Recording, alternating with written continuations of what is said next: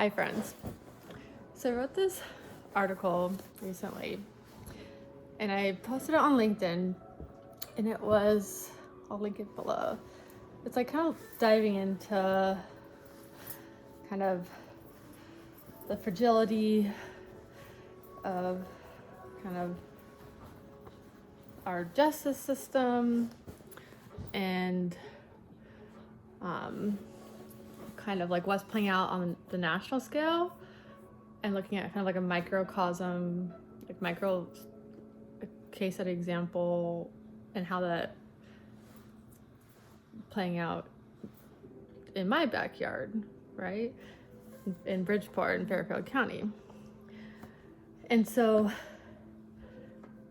and what I was really, whether you agree with the Trump administration's policies and that he's draining the swamp and, you know, calling out all of these, and that he's reeling back in federal spending for whether it's Social Security or like these US aid, and you think reindustrialization of by cutting NAFTA is a good idea, or if you're anti that, right? Like wherever you stand on the politics side, I think what I was trying to, because a lot of people have asked me, like, I think for me, it's like the mechanism from which to do that, it's the problem, right? Because wherever you stand, right? And I'm not making an argument for or against, like I think, like I haven't really made up my mind on all. It's a lot of changes happening, you know. I've written about some of them and processed and thought and researched some of them, but not all of them. So a lot of them are happening really quickly, right? And the ways that he's doing that, essentially, right or wrong, that it's happening quickly, is through bypassing Congress, right?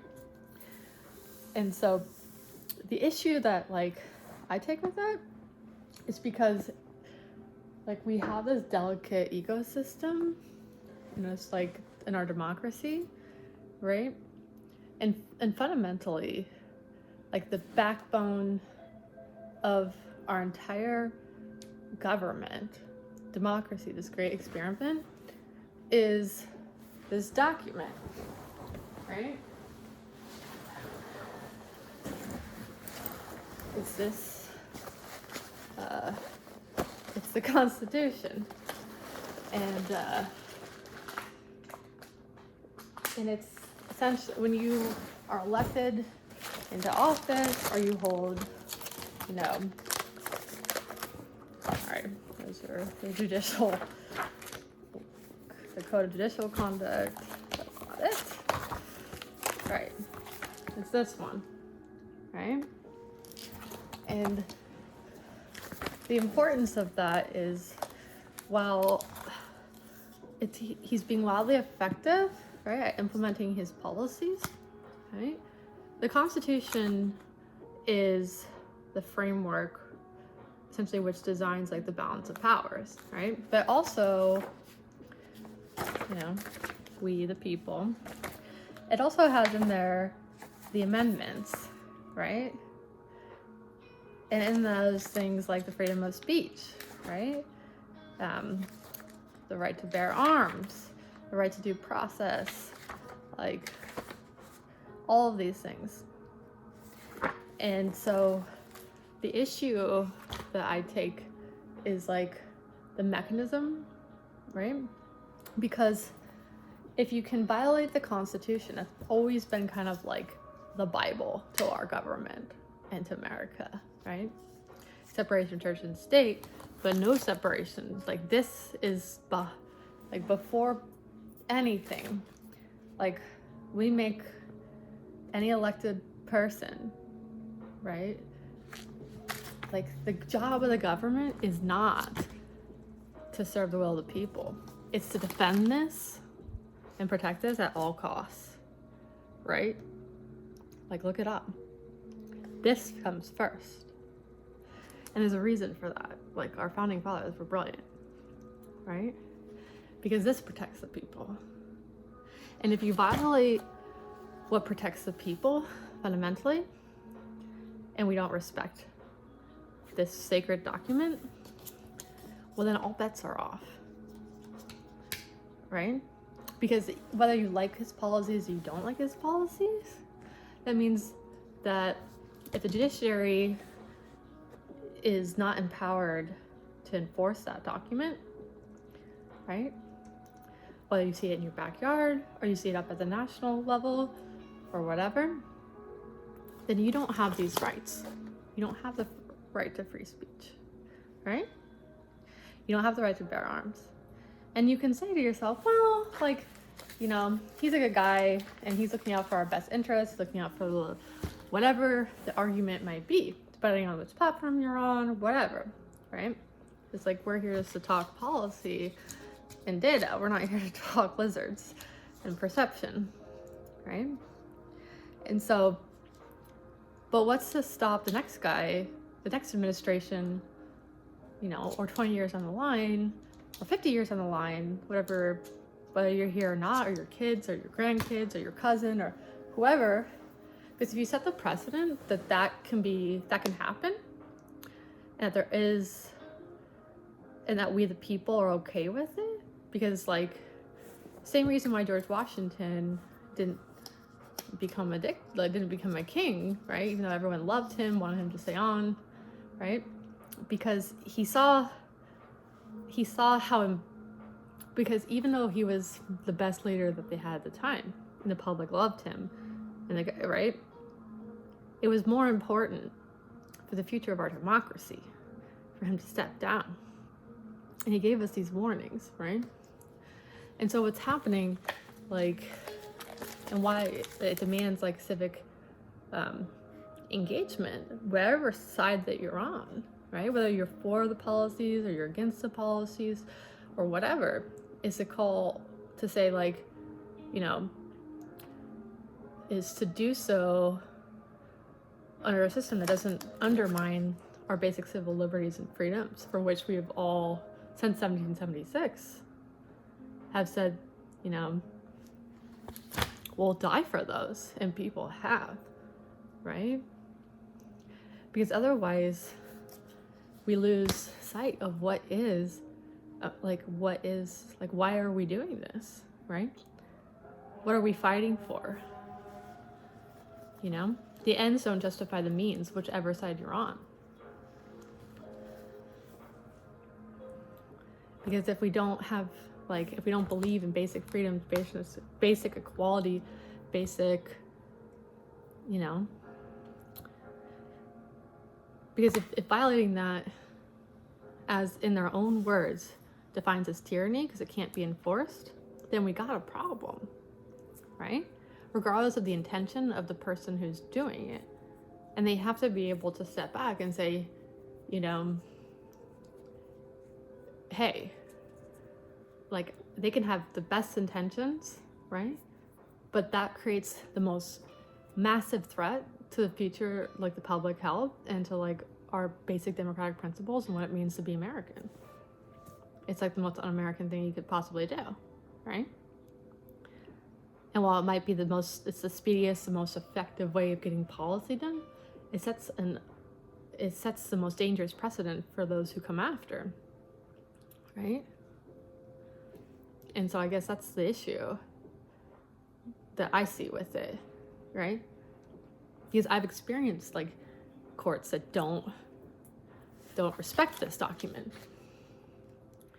And and when you are taking, you know, when you're relying on it, you know, for your safety or your kids, you know, because the law says something and then they just don't enforce it because they just say, you know, so what that they did that, you know, well, so what?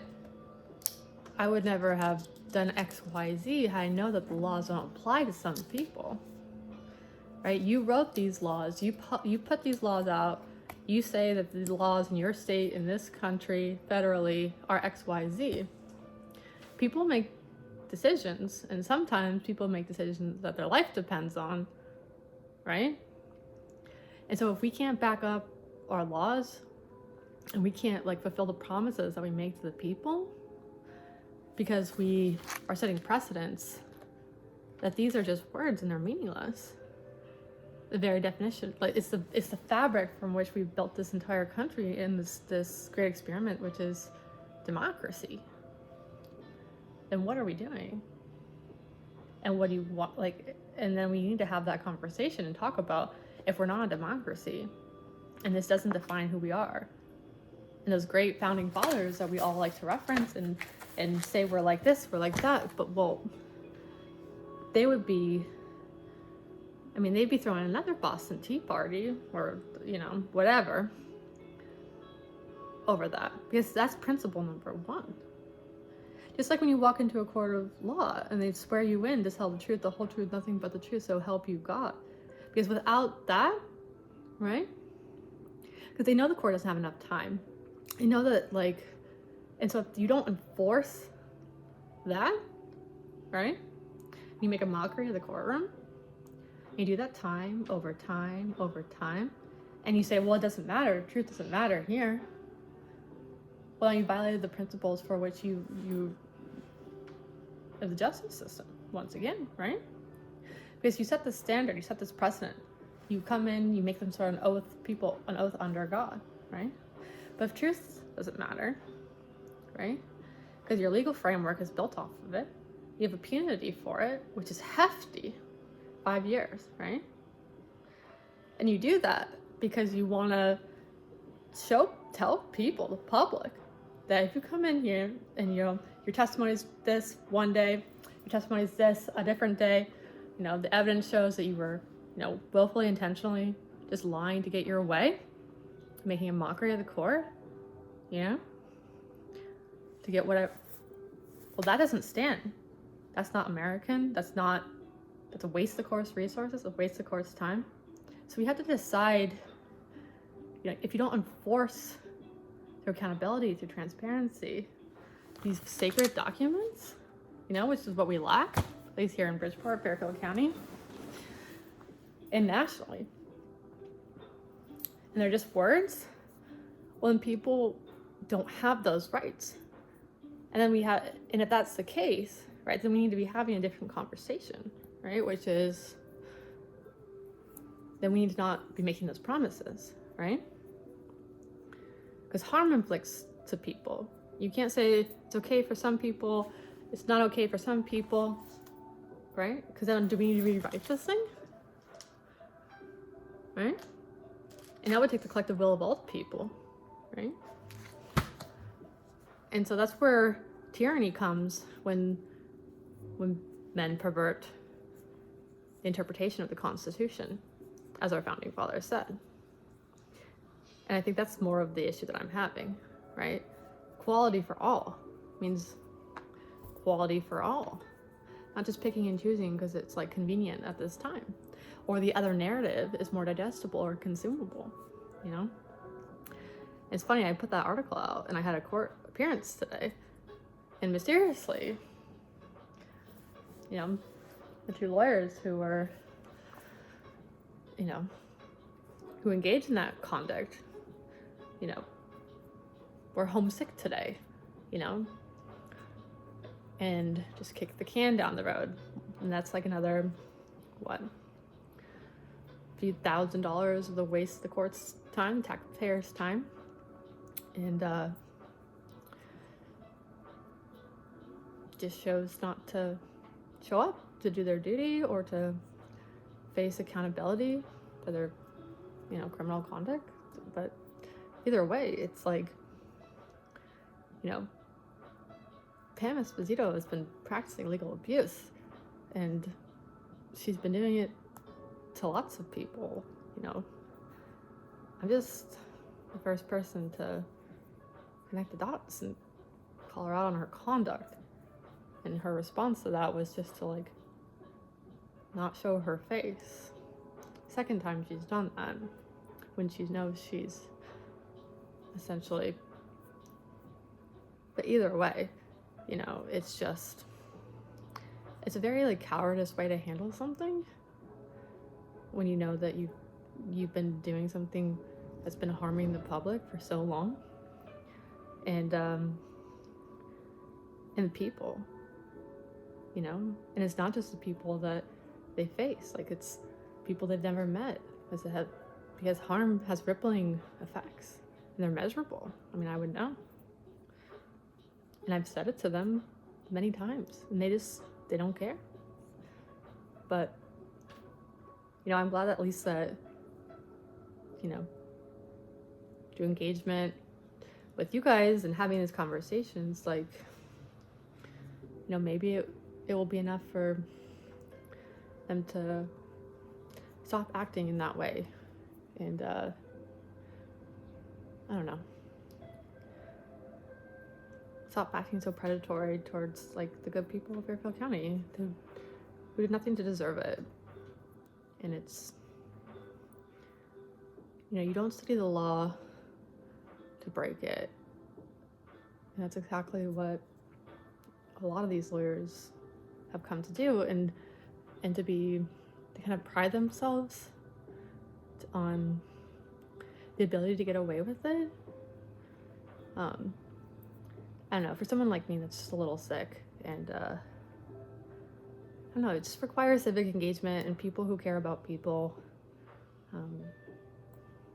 just to be willing to say like enough. So thanks, friends. And you know, it's okay to have these, I mean, this is what, when we're in these tumultuous times, we need to be having these conversations, right? Talking about what's changing, because it's going to affect us, our futures, and our kids, and what responsible adult who cares about the world and cares about our country and cares about one another wouldn't, right? That's why they send us to school, right? Mandatory education here, right? So, appreciate the time. Stay beautiful, babies.